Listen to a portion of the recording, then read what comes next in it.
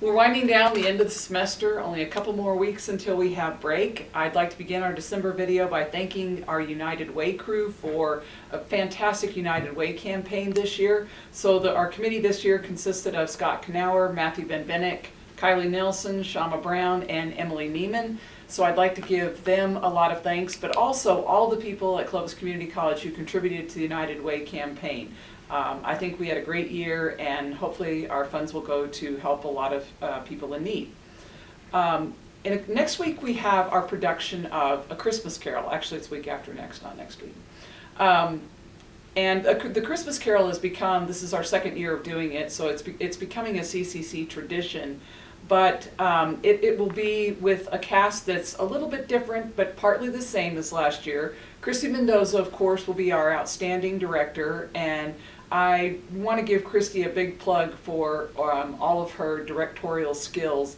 You know, when you watch a rehearsal at about this point for anything that Christy's doing, it appears that no one knows what's going on, and there's a lot of screaming and yelling going on from Christy and everything. And then you go to the first night of the production, and everything just comes together so beautifully, and everything works wonderfully. So I guess that's what a skilled director is supposed to do.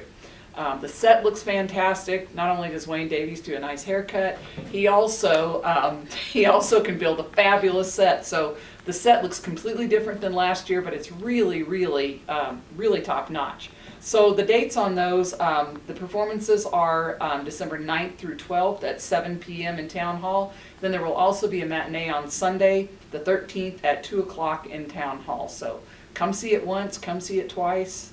It's great fun. Pretty soon, everybody will be getting an email from Tom Drake regarding a new construction project. And that might not seem all that interesting, but it's going to affect a few people very deeply because there will be no heat for a while.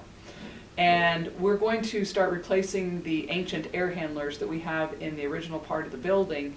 And in order to do that, we have to shut down all the HVAC for a couple of weeks. Hopefully it will be done during the break, and there won't be too much spillover into the beginning of the semester. And I think it'll just affect people coming back right after the beginning of the new year. But you know, get your sweaters out of storage because it might be a little bit chilly for a while. And we are buying some big heaters for those areas so that there will be some heat. It just will not be our nice normal heat. After the first of the year, the HPE Center will be having an open house on January 9th from 9 to 12. And the focus of this is New Year, New You.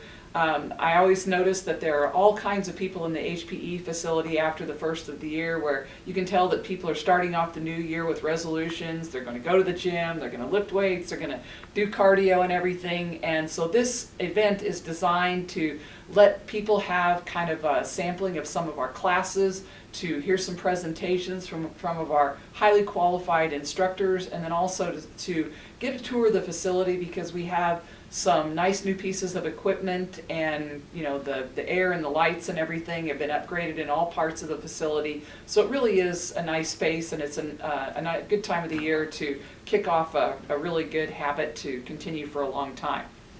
I'd like to thank the Community Outreach Committee here on campus for continuing the food drive and the door decorating contest. I've noticed boxes of food sitting around outside a lot of the doors to different offices, as well as the really truly creative door decorations. But the food drive, I think, is the really important thing, and that we can make a contribution to the food bank that will be dropping all that off before we begin our break.